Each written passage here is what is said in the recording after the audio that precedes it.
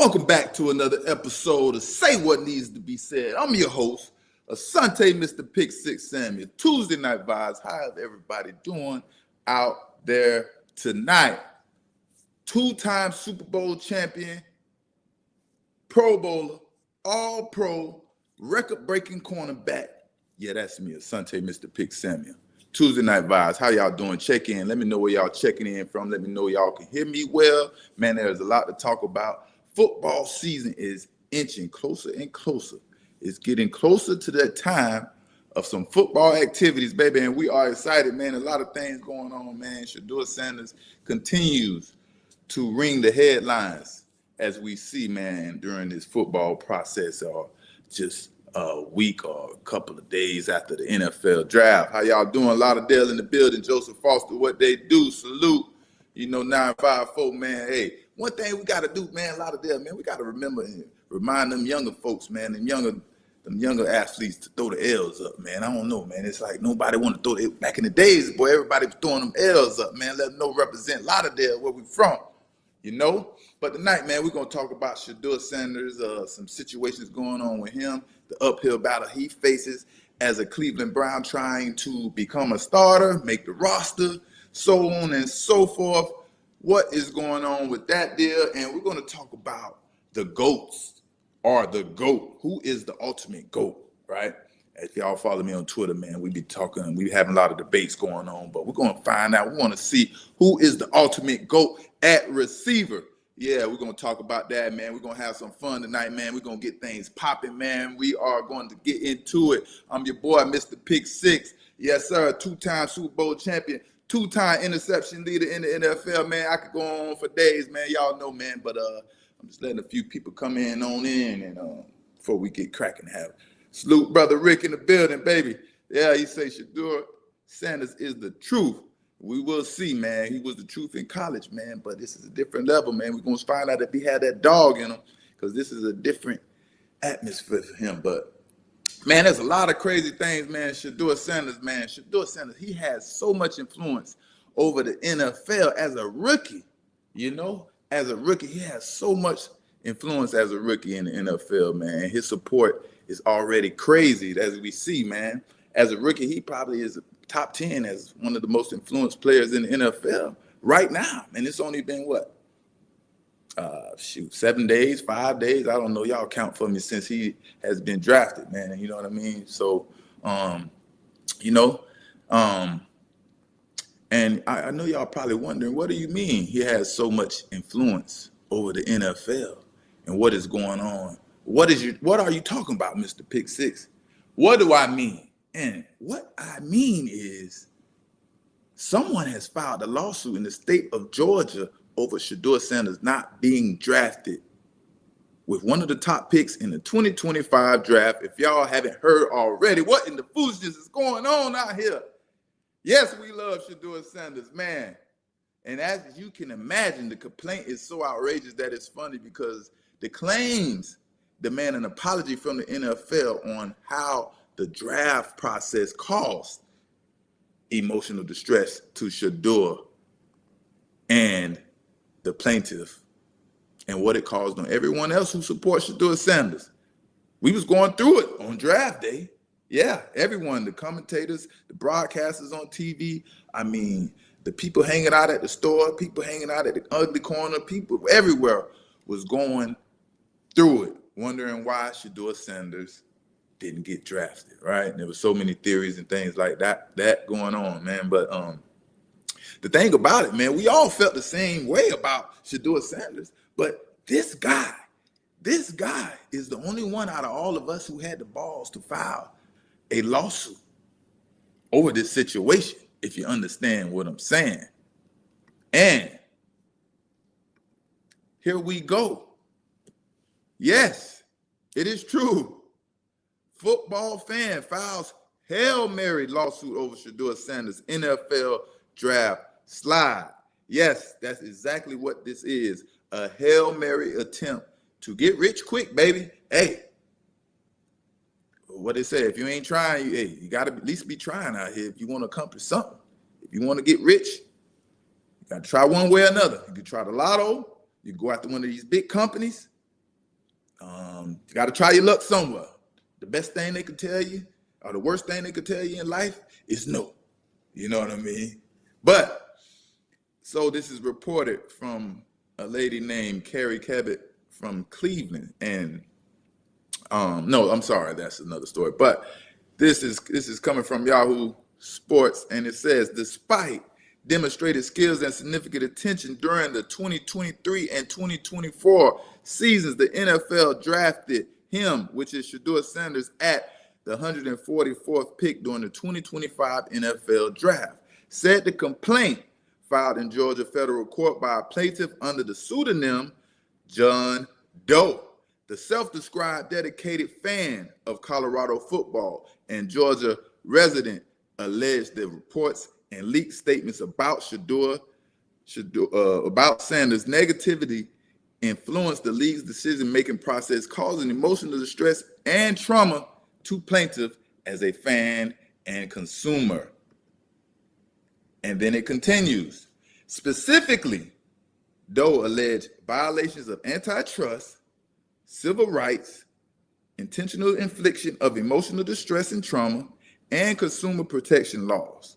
That antitrust, let me tell you, man, that's always something you can attack in a lawsuit. You put that antitrust in there, that can go so many different ways. So you always see these in these different type of lawsuits, you know what I mean? But on top of the 9-figure money damages, the suit seeks a formal acknowledgement from the NFL regarding emotional distress caused by their actions and statements, a retraction of the slanderous statements made about Shedeur Sanders, along with an apology from any harm caused on his reputation, and implementation of fairer practices in the drafting process to ensure that talented players are recognized and given opportunities based on merit. I cannot make this up. This is a real thing. You know, once I seen this hit the wire and became breaking news in all the media outlets and things like that, like, what? Is this serious? And man, you understand, man, people will try anything in life, and you know, that's how life is. You build up a following and support like this, people will ride and die for you, as you can see, man, with Donald Trump and other people like that in life like that, and things going on, man. But I don't know. We'll see how this goes. But I feel like it's no way in it's not a chance in hell that this John Doe is winning this $100 million lawsuit. We all know that. But on the other hand, you know, you got to play devil's advocate in all types, in every situation. Now, ain't no way in hell this lawsuit is going to continue forward. This John Doe is going to win or anything like that. But just understand,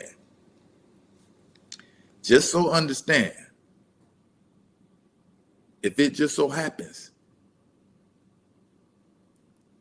that this does not get dismissed, when they try to dismiss this case of this $100 million lawsuit, John Doe better believe he better watch his back. You understand what I'm saying? Y'all know what I'm talking about. This John Doe better believe he better watch his back if this thing doesn't get dismissed. We see all the time mysterious things happen to people who sue these big companies and have claims that can be harmful or even accurate to these companies, and maybe that harmful, it can destroy their company or their reputation. We see mysterious things happening. And we all know, man, the freaking NFL is a gazillion-dollar business, you understand? So you can have a judge, a jury, a judge on your side. A lot of things can go right for you, but you gotta understand, these powerful companies with these big budgets, they know lawyers, they know judges, they know senators, they know everyone. And they will definitely get this swept under the rug and out of the way, dismissing things like that. But you know, it would have been insane though in this lawsuit. It would have been insane. This definitely could happen.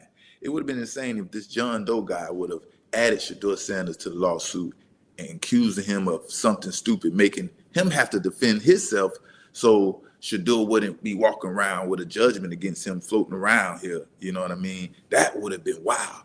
Good thing he didn't do that and cause more emotional distress to Shedeur, because Shedeur is the one who really had to deal with a lot of emotional distress and anxiety and whatever else you want to call it. But he handled it well, you know what I mean? But we know today's time, back then, in the future, anyone could file a lawsuit, and this is one of those examples where you can go down to the courthouse and complain and put your number on a document and file it.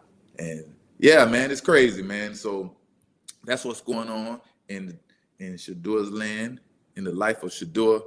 That influence he has is so powerful. You understand what I'm saying? And then shout out to his daddy, Coach Prime Deion Sanders. He led the way, and he definitely helped his son build his name like this, man. But let's get on to some more news about Shedeur Sanders. What is going on? So we're going to talk about Shedeur Sanders and the uphill battle he has trying to be the starter for the Cleveland Browns or make the team as a backup. And as we all can have assumed or imagined, is Shedeur Sanders is fourth on the depth chart behind Dillon Gabriel. And right now, out of all rookies drafted, Shedeur Sanders is the most popular rookie out of all the rookies. And like I said, he is probably one of the most influential people, maybe top 10 in the NFL right now as a rookie, you know what I mean? But let me tell you from experience, right? Being fourth on the depth chart at any time playing football is a bad look. You understand what I'm saying? You never want to be that far behind. And we're going to get into it, but that's a part of the process. That's what create these Tom Brady stories and these legacies about underrated players that wasn't drafted or, didn't have the expectations as others, And why did the Cleveland Browns draft Shedeur Sanders? This is the curiosity of everyone. We want to know why did the Cleveland Browns draft Shedeur Sanders? And in my opinion, it was more of a business strategy for the Browns to draft him instead of, expecting him to compete for a spot or a roster spot as a backup. You know what I mean? But I think it was just more of a business strategy for the Cleveland Browns. But, they say differently. At the end of the day, I just talked about it, how Shedeur Sanders is one of the most influenced players, definitely rookie in the NFL, and it's only been a little while, Think about it like this, though. Think about it like this, right? I always like to throw up scenarios to think, to make us open, think outside of the box. But think about it like this, right? It's no freaking possible way the Cleveland Browns can feel confident coming into the season with two rookies quarterbacks on the depth chart as backup and third string. There is no way.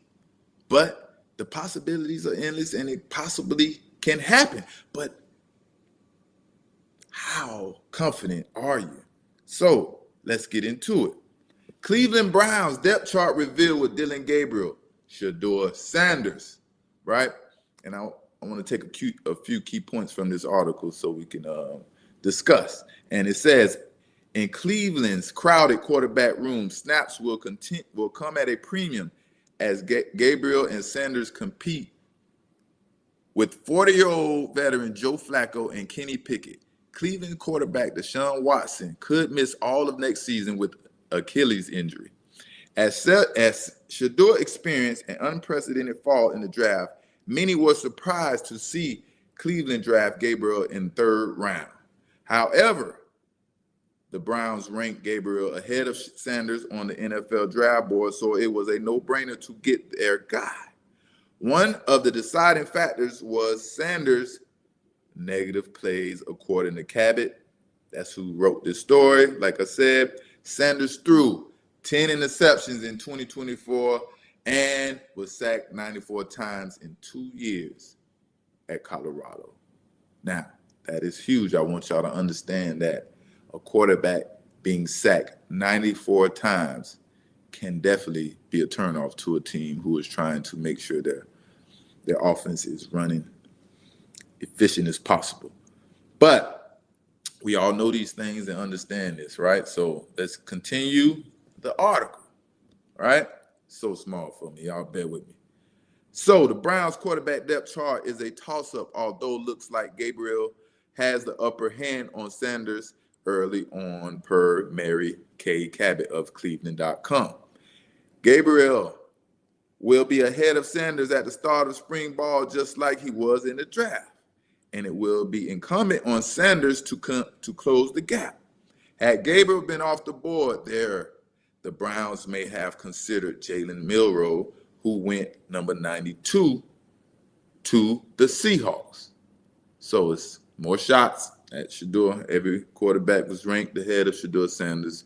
And maybe it was because of the 94 sacks or something like that, holding the ball, right?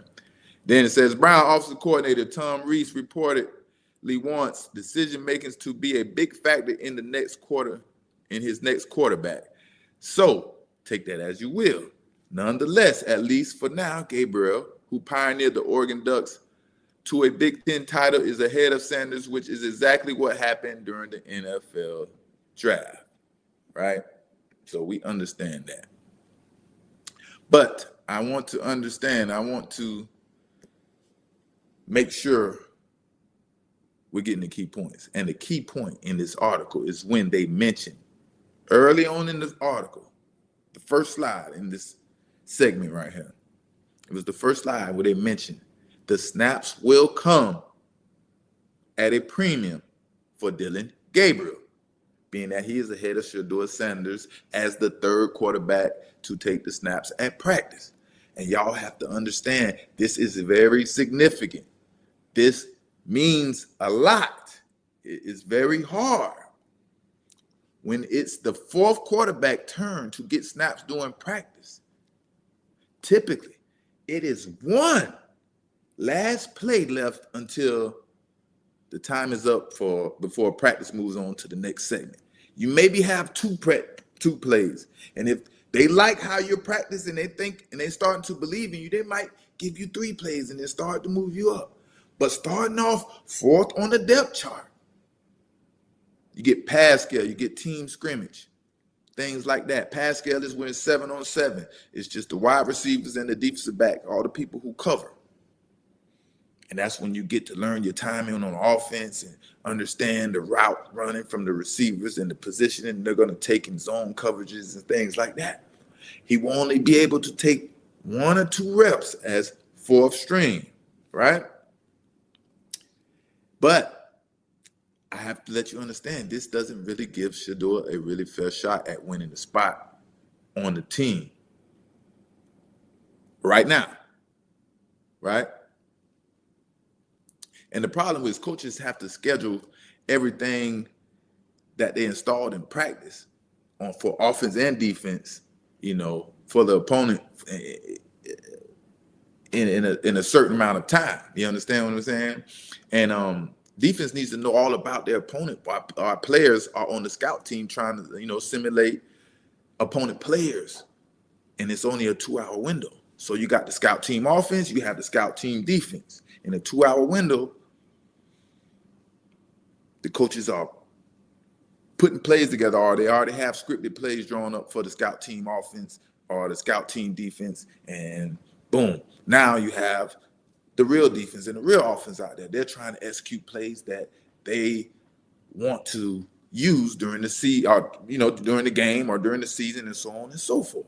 So, this is where this is significant at. You know what I mean? Getting these reps are important for a player's success. You can't just step on the field and be good. You need those reps, man.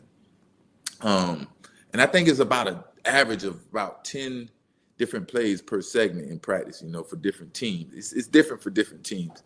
And the times during those segments kind of vary, and it's usually from 5 to 15 minutes, something like that. So that's what you're fighting for, ultimately. You got to understand. Ultimately, you're fighting to get more reps when you're fourth on the depth chart. And then when you get more reps, then you can start fighting to become the backup or fighting for the starter. But right off the bat, Dillon will get more quality reps to be in better position to make the team. And if Dillon doesn't do a horrible job, automatically he's going to move up the charts. You know, when you're behind in the underdog, you have to do things that are exceptionally well, you know, to catch the eyes of the coaches, you know, because they're not really expecting you to do great and things like that. But Shedeur Sanders is a different human being, and we'll see, you know. And this is the general manager talking about his team and the draft process and what he thought about Shedeur Sanders, right? And it was like, this is Andrew Berry. He said, we talk oftentimes about quarterbacks being the most important position in the sport. Browns general manager Andrew Berry said, we obviously spent a lot of time with Shedeur throughout the process. He is highly accurate, can play well from the pocket, very productive quarterback, very productive college career. It wasn't necessary to plan going into this weekend to select 2 quarterbacks. But as we talk about, we believe in best player available. We do believe in positional value. And we didn't necessarily expect Shedeur to be available in the 5th round.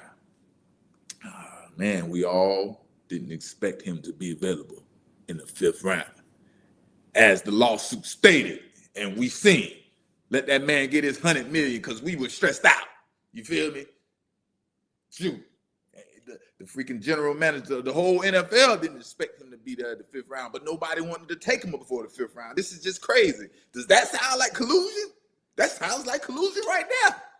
If no one expected him to be there in the 5th round, and he's at there at the 5th round, it's like, man, that is crazy. We all don't expect him, so we're going to take him off the board and don't expect to be able to draft him round 2, 3, 4, 5, 6. So if he does slip, don't worry about it. Overlook him. Go on, move to the next man, man. It's all kind of theories and conspiracies we could come up with, man, talking about Shedeur Sanders, man. But it's crazy, man. That's the influence he has. Now, on the other hand, I can't see. I definitely cannot see how the Cleveland Browns can even think about cutting Shedeur Sanders because, like I said, he is such a freaking valuable asset. He is so valuable with his influence. And the Cleveland Browns can garner so much more exposure with Shedeur on the team. You know what I mean? If Shedeur winds up being a freaking starter on the team, you know how much that would do for the Cleveland Browns and the Cleveland area and the whole state of Ohio? I mean, the ticket sales will go crazy. Television viewership will go up. I mean, everything will increase drastically, right? And, of course, that will make the owners and the GMs and all that happy. But ultimately, we got to win. You got to win. You have to win. You have to win. But I like what I'm seeing from Shedeur Sanders right now, man. I like what I'm seeing from Shedeur after this draft process and how everything went down. You know, you got to live and learn and grow from your situations. And right now, let me tell you, he looks focused and ready to grow and learn, like I said. And he's going into a new chapter. This is definitely a new chapter in his life without his dad calling all the shots for him on the team. So this is something he is going to have to go in there and fight in a different environment that he's not used to. And many camps start this Friday, and it goes from the 9th to the 12th. So that's when a new journey starts, man, for him to win a spot on this team or to be a starter, man. And I still believe, you know. And like I said, it's just hard for me to fathom the fact that it's any possibility that the Cleveland Browns will cut Shedeur, you know. At least I can't imagine it happening in his first year. That can't happen. And like I said, I like what I'm seeing in him, and I didn't bring it up on the screen, but I want to play this message from Tom Brady, and this is the difference in what's going on. This is what I see what's going on with Shedeur Sanders. One question before I go, Tom, do you think a college kid needs started off. This is one question before I go, Tom. One question before I go, Tom. Do you think a college kid needs a Phantom like a Rolls Royce? Nah, hey, no, it's not a Phantom. It's a Rolls Royce. spend as much time in there as possible. Less time in the car and more time in the film room. Thank you, Tom. I appreciate that. I seen you have one too, Tom. Don't think I I was just a rental. Hey, I had a few bucks in my pocket at that point. I'm our stories and we're together next time. Let me play it again. That's Pops. That's Coach Prime. Tom, do you think a college kid? That's Coach Prime.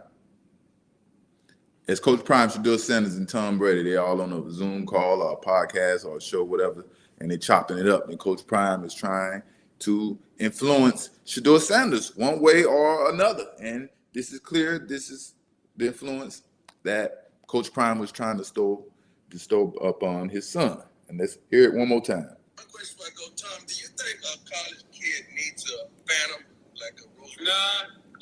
No, it's not a Phantom. It's a Rolls Royce Cousin. I think he needs to get his ass in the film room and spend as much time in there as possible. Less time in the car and more time in the film room. Thank you, Tom. I appreciate that. I seen you have one too, Tom. Don't think I seen you. I was just a rental. Hey, I had a few bucks in my pocket at that point. I'm our stories and we're together next time. And yeah, man, that's Tom Brady talking to Shedeur Sanders, the legend himself. And man, that message from Brady was something Shedeur needed to hear. And you can see, man, he's like we all are. You come into money and new money and fame and things like that. You want to show out and get all the things you dreamed about getting before you could get it, you know? And I'm not sure if this video is before the draft or after the draft. And, you know, I think it's before the draft. I assume it's before the draft. And about this video, all the slack, me talking, everybody was talking. We see right here, Deion was trying to detour Shedeur Sanders from buying big flashy items instead of you know what I mean? He was trying to detour him from buying all these big flashy items. I don't know if obviously this was after the season. I don't know how he treated him during the season in college and things like that. You know, Deion was trying to teach Shedeur how to conduct himself as a freaking pro quarterback, professional quarterback. You understand what I'm saying? And yeah, I love that message. You know, and I feel like this clip before the draft. It was before the draft, and it's going viral right now because the Sanders family and everyone is trying to do a little damage control for all this craziness that is happening to Shedeur Sanders and trying to bring a little positive perception, you know. But I think everything is going good. The story is being written wonderful right now, you know, with him being a 5th round pick, him having to go without his pops. There's no way his pops is coming along right now in the next 2 years to come and save you and be the coach and provide everything you need, you know. But at the, you know, like I say, I always look at both sides, you know, but on the other hand, it could be too late, you know. It could be too late for what Deion, you know, brought to the environment and things like that. All the notoriety that Shedeur gained from leaving Jackson State to Colorado, and you know how Deion allowed that flashy behavior for the entire football team at Colorado. It's probably a little too late for him to try to tame it down a little bit, you know. But now Shedeur needs to conduct himself as a true professional going forward. And I'm sure he's going to find his way and understand, boom, how to conduct himself. Now, you know what I mean? But I predict, and y'all let me know how y'all feel about Shedeur Sanders' rookie season. What are y'all predictions? For me, let me tell you, I predict Shedeur Sanders' rookie season to go. I expect him to go out there. No, let me rephrase this, right?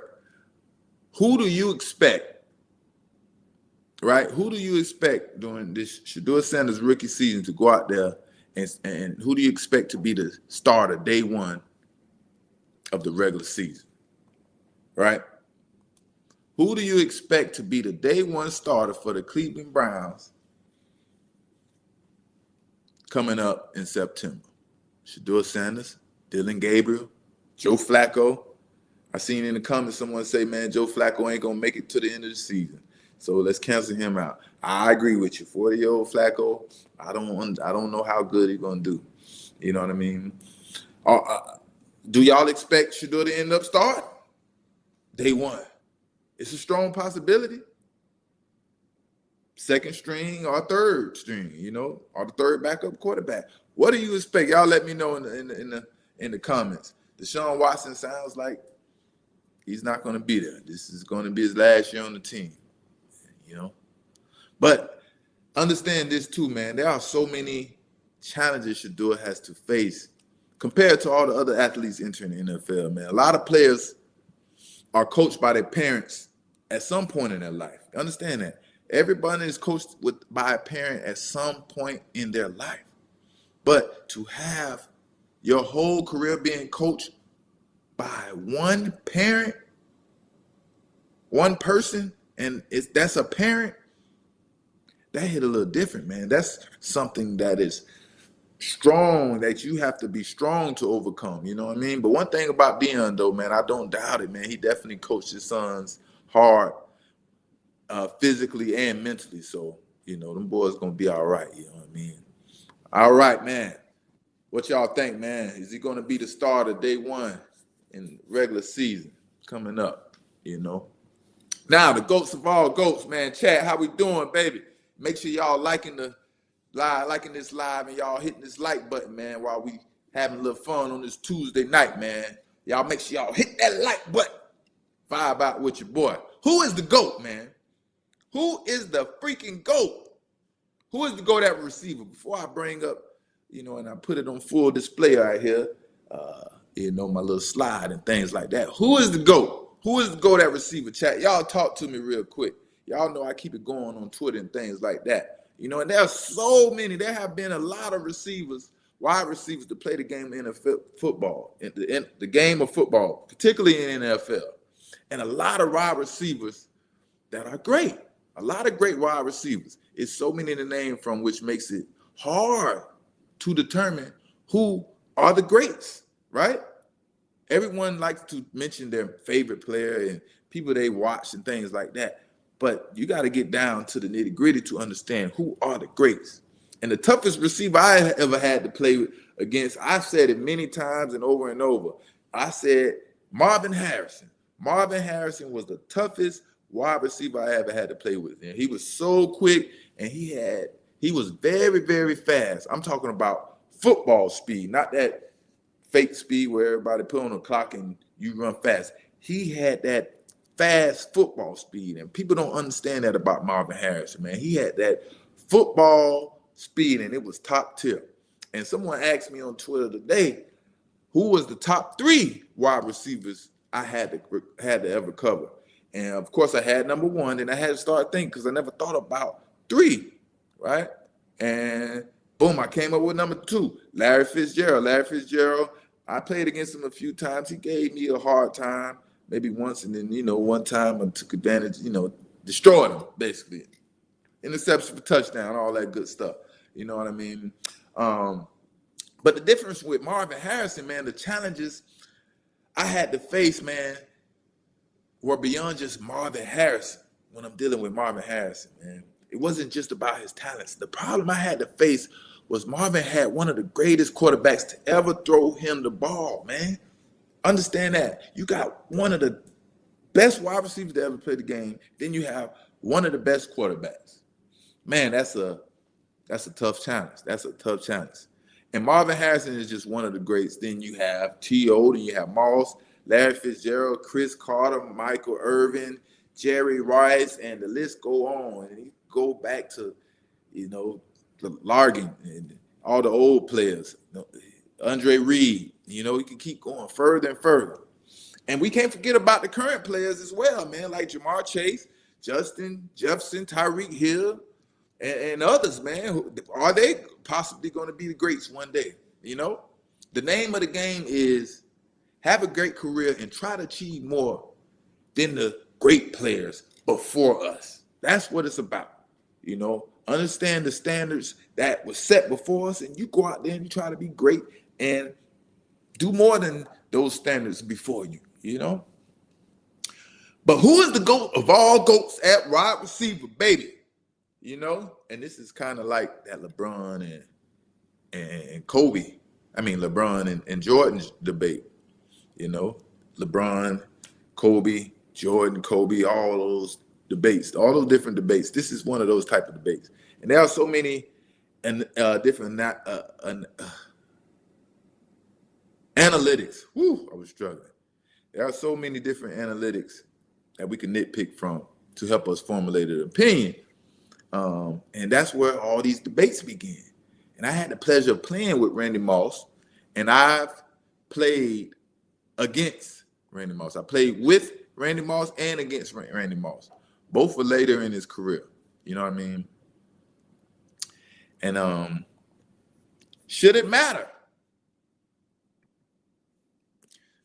Should it matter? The fact that some receivers had Hall of Fame quarterbacks passing in the football like Steve Young, Peyton Manning, or Joe Montana. Should it matter? Should that take away or add value in making a decision who is the greatest wide receiver to ever play the game? There it is. There it is. Chat, you got Randy Moss and Jerry Rice, arguably the best wide receivers, one of the, the two best wide receivers to play the game. But who is number one? And also Terrell Owens. You can even throw in Larry Fitzgerald. We can, the debate can go on. But there is only one GOAT. Understand that. There is only one GOAT. You know what I mean? We see the numbers right here. We got Jerry Rice. His numbers are crazy. He played for 20 years, so on and so forth. Randy Moss, known as the Moss Man. Oh, man, he played, 14 years? Boom. Established a lot, right? And I think it's a really good, healthy debate. I think this is a really good, healthy debate. But when you get down to it, definitely some separation. Moss was asked the question, who is better? Who is the best receiver of all time? If y'all don't know, Moss was asked the question, who is the best receiver of all time? And his response, as you could imagine, what do y'all think Moss had to say? Let's check it out. The game, because respectfully, who's the best in the game? Because respectfully, I give myself the nod, because if you're not going to bet and believe in yourself, then really, who are you? Mm-hmm. But I look at the impact that guys like Terrell has made in the game, man, and that's why I feel that, when dealing with changing the game of football, when you see that they're putting two guys over me, they're putting two guys and three over Terrell itself. So, like I say, I look at the game, and it kind of makes me feel a certain way when we boil down the discussion of who's the greatest of all time. Mm-hmm. I really don't like talking about it, because I really feel a certain type of way, because I really don't base it upon numbers. It's not the numbers. No, it's not. It's really not the numbers. And I just look at the impact of the game, man, because one thing when you're on somebody's podcast, or when they're on somebody's show, they always try to show that favoritism and stuff.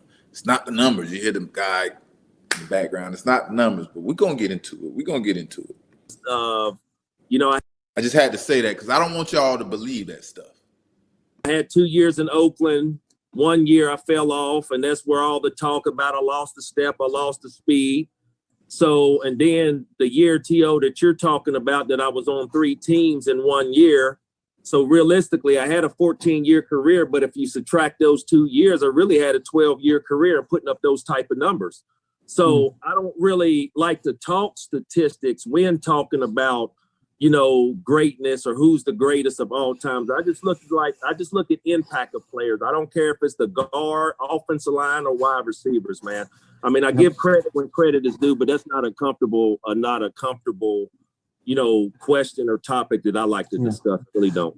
The reason I can't put Jerry in front of you two is because if I go down that list of criteria, Jerry doesn't meet. I haven't seen Jerry jump up over 2 and 3 people, catch the ball consistently.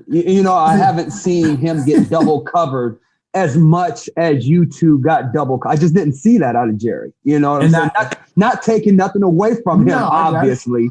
But I didn't see that as much when I'm watching Jerry right now. And to Jerry's credit, and not really to his defense, but I'm like, you think about look at the quarterbacks that he played with, and at that time, the system that he played in, and the competition, like I said. All right, it's enough of that malarkey right there, man. Boy, Lord, I couldn't. That was hard to sit through right there. Boy, it was hard to sit through right there. Why when I have a debate and compare numbers and things like that? Why I can't it just can't be a healthy debate on Twitter and things? Everyone always got to say I'm hating and talking crazy, man. But back to this, get your popcorn ready with Terrell Owens and I forget who his co-host is, things like that. But it is just funny to me when someone tries to discredit other players' stats and numbers because they don't have the numbers. It's just so funny, right? Even when you see fans and supporters trying to defend their favorite player, they don't want to talk about the stats because their favorite player doesn't have the stats, and that's so unfortunate. And that's just crazy. People will try to take away what they've done statistically to not rank them ahead of them. It's just crazy. But Moss clearly shows, man, he doesn't like stats because Jerry Rice owns all of them. Jerry Rice owns all of them stats, and you better know the damn Randy Moss knows that. Also, when they're speaking on longevity, Randy Moss played 14 years. Jerry Rice played 20 years. Man, that's why you got to look deeper into these numbers, and you can't just be talking because a person like me say what needs to be said. I'm gonna go find it. By year 14, Jerry Rice had already accomplished way more than a lot of these receivers. He had 18,000 yards already by his 14th season. They still don't got 18,000 yards. You understand what I'm saying? So you talking about longevity, and then Randy Moss tried to say, 14 years and then blah, blah this and blah, blah that. And, really it was a 12-year career. Yeah, count them 12 years to see how much you'll be. Yes, Jerry Rice wasn't the receiver to go out there and make acrobatic catches and one-hand catches and jumping over DB heads consistently. But they didn't say this and they don't acknowledge this. The difference was Jerry Rice was an exceptional route runner. Jerry Rice was an exceptional route runner. So he didn't need to be jumping over DB head and a safety head and a cornerback's head and things like that. They didn't mention that. That's what they do in these debates. You give some credit, but you try to take away from different parts and not give that full credit. You know what I mean? Yes, Randy Moss and Terrell Owens wasn't the best route runners. Jerry Rice will eat them up running routes. Does that make a difference? You don't want to use numbers. You know what I mean? They won't mention that. Like I say, he didn't need. Jerry Rice didn't need to make a ton of throw the ball up type catches. That wasn't in the playbook for Jerry Rice. Go hit him with a slant, Rice. Go hit him with a 12-yard out and catch the ball and keep the chains moving. And he's gonna do it consistently over and over and over. And this was way back then before the passing game it wasn't so established as it is now and so advanced as it is now, And this doesn't sway the argument one way or another about the impact of the game. That doesn't sway the argument one way or another. The impact, okay, what does that do? You know what I understand about the impact? The impact of the game comes from the media coverage, and that's that. That's where the impact of the game comes from. The media has to pick up and start talking about what you did, right?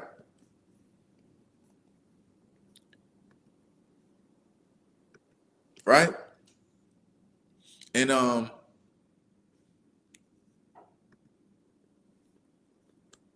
if we're talking about the most athletic, dynamic receiver to ever play the game, then yeah, Jerry Rice is behind a few players. He's behind 5, 6, 7, 8, 4, 9, 10 players, but that's not the argument. You understand what I'm saying? That's not the argument.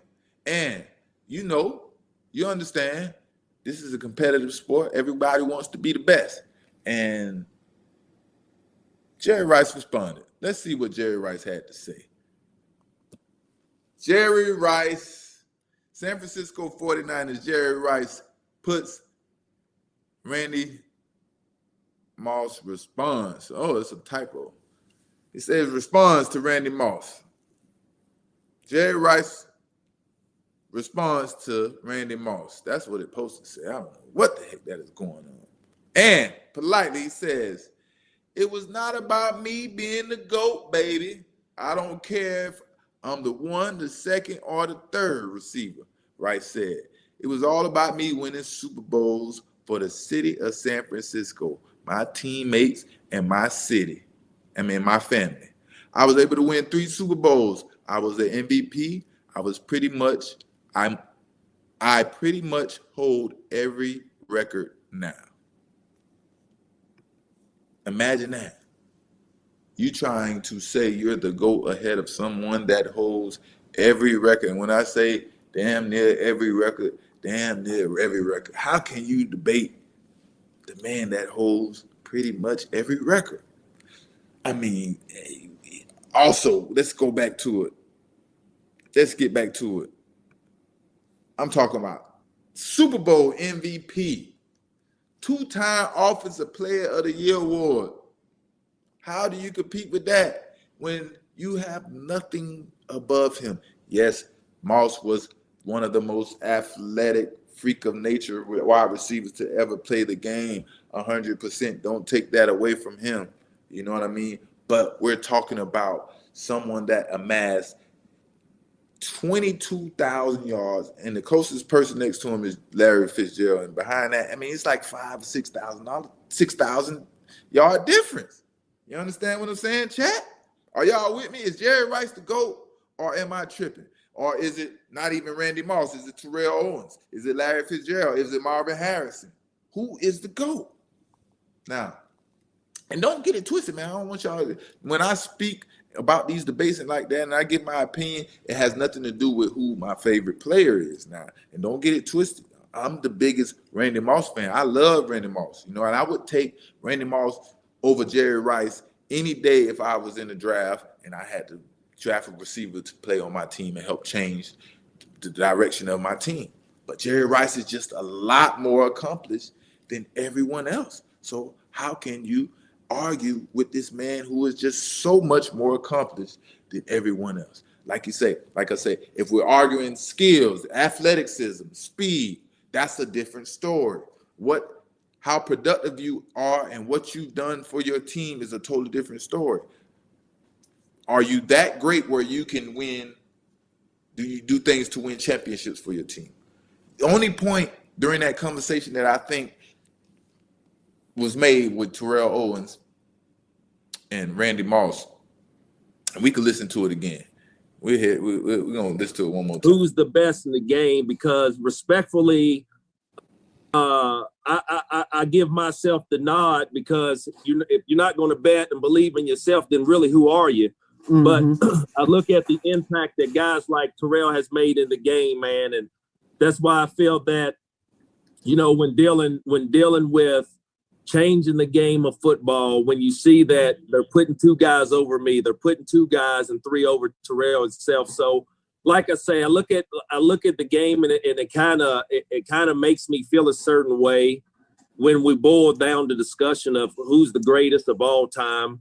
Mm-hmm. I really don't like talking about it, because I really feel a certain type of way, because I really don't base it upon numbers. It's not the numbers. No, it's not. It's really not the numbers. And I just look at the impact of the game, man, because I had 2 years in Oakland. 1 year I fell off, and that's where all the talk about I lost the step, I lost the speed. So, and then the year, T.O., that you're talking about, that I was on 3 teams in 1 year. So realistically, I had a 14-year career, but if you subtract those 2 years, I really had a 12-year career putting up those type of numbers. So I don't really like to talk statistics when talking about greatness or who's the greatest of all times. I just look at impact of players. I don't care if it's the guard, offensive line, or wide receivers, man. I mean, I give credit when credit is due, but that's not a comfortable, question or topic that I like to discuss. I really don't. The reason I can't put Jerry in front of you two is because if I go down that list of criteria, Jerry doesn't meet. I haven't seen Jerry jump up over 2 and 3 people, catch the ball consistently. I haven't seen him get double covered as much as you two got double. I just didn't see that out of Jerry. Not taking nothing away from him, obviously. But I didn't see that as much when I'm watching Jerry right now. And to Jerry's credit, this is a good point. And not really to his defense, but I'm like, you think about, look at the quarterbacks that he played with, and at that time, the system that he played in, and the competition, said. That was the best point of the whole conversation. What Randy Moss or Terrell Owens have accomplished more. Now, don't forget, Terrell Owens played with Steve Young. Randy Moss didn't play with elite quarterbacks like the other two did. Now, if Randy Moss would have had a Steve Young, Joe Montana, Peyton Manning, Tom Brady, Randy Moss, what would he have done differently? And it's hard to say because he was a jump over your head type, go get the ball type player. You understand what I'm saying? Whereas, a lot of good quarterbacks, they don't depend on throwing the ball up and waiting for the guy to catch the ball. A lot of good quarterbacks want those intermediate throws and keep the chains moving. Efficient football. So, that's why everything boils down to the numbers. It all boils down to the numbers. How many passes thrown at you, how many attempts you had, how many deep passes, how many short, so on and so forth, how many receptions. And then you formulate an opinion when you go through all of these. Yes, we can go back and forth of who your best, who your favorite, things like that. But there is only one GOAT, ladies and gentlemen. There is only one GOAT. There is only one GOAT. And yes, sir, that GOAT is Jerry Rice. How dare them go on there and disrespect the Jerry Rice? Jerry Rice is just so happened to be a nice guy and doesn't want to respond like a competitive football player, or how they used to respond back in the days. But the way T.O. and Moss got on there and was just having a good time of talking about all the negative things about Jerry Rice and why they're ahead of him, that was malarkey right there. That was foolishness right there. And boy, Jerry Rice, man. Jerry Rice, come on, say what needs to be said so we can spice it up a little bit. Man, y'all tag Jerry Rice. Y'all let him know we need him to say what needs to be said because we have to revisit this conversation. And we're not going to allow Jerry Rice to just say, I hold damn near all the records. No, Jerry Rice, we need something a little more enticing than that, brother, next time. So, man, that was pretty good. This is always a healthy debate. Like I said, this is like the LeBron, like the Jordan, like the Kobe versus LeBron, Kobe versus Jordan. At the end of the day, man, 22,000 yards, 20 seasons, baby. How do you compete against that?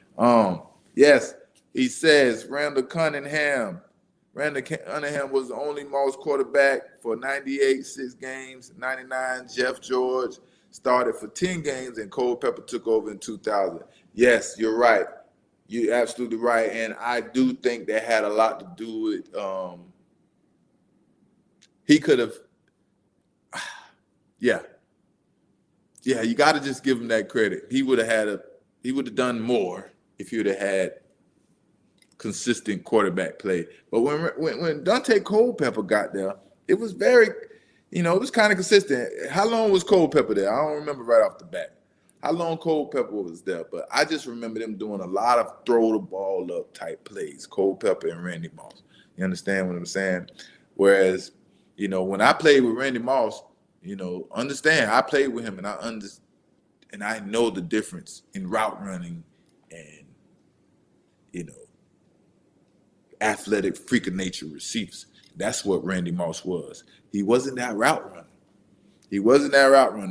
By that time, he was a little older, but he still broke records that year. So a lot of people give him credit. I seen the downside of him in practice where, you know, he couldn't get in and out of breaks that well. His route running from a scale of 1 to 10, man, it was like a 5 when he got to the Patriots. But then again, he could take the top off of defense. And then he didn't have as much as quickness as what I saw back on the tapes when he was in college, you know, catching screens and taking it to the house like that. But I did feel that speed.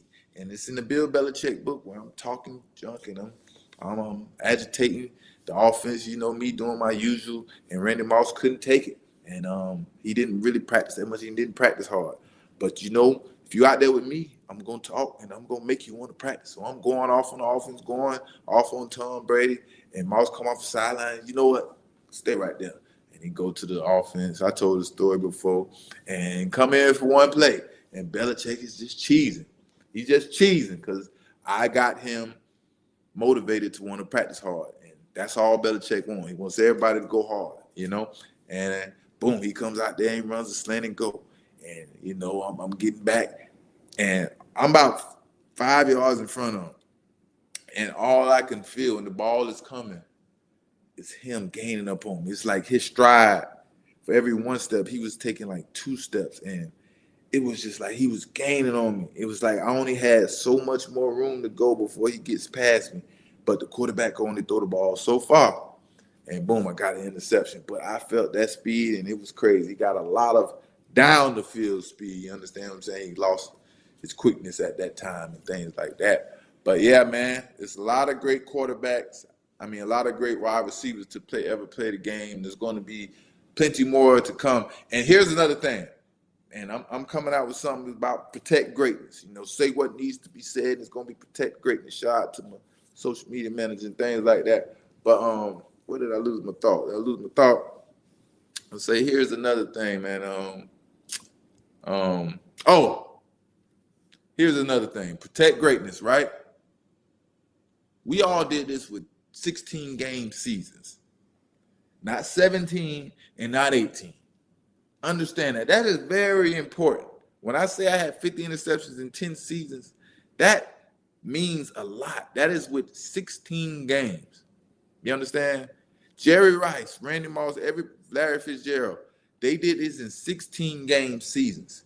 Now you're adding 17 and 18. Then you want to put them in the same category as everybody else when it's obvious they had more games in the season than us. Those things are unfair to try to wipe out the old record books, man. So, man, we got to keep that in mind. And, yeah, man, Tuesday Night Vibes, man, I had to get on here tonight. Last night, man, was rough for me. The weekend caught up me. It was a rough, long day, man. Y'all know life be lifing out there, man. What y'all think about Trump and how everything gonna go, man? Because life is weird right now, man. Protect yourself. You know, stay dangerous, you know what I mean, out here. And, you know what I mean, keep your head high. Keep God first, man. See y'all next time, man. Appreciate y'all. Tuesday Night Vibes, baby. I'm going to see y'all next time.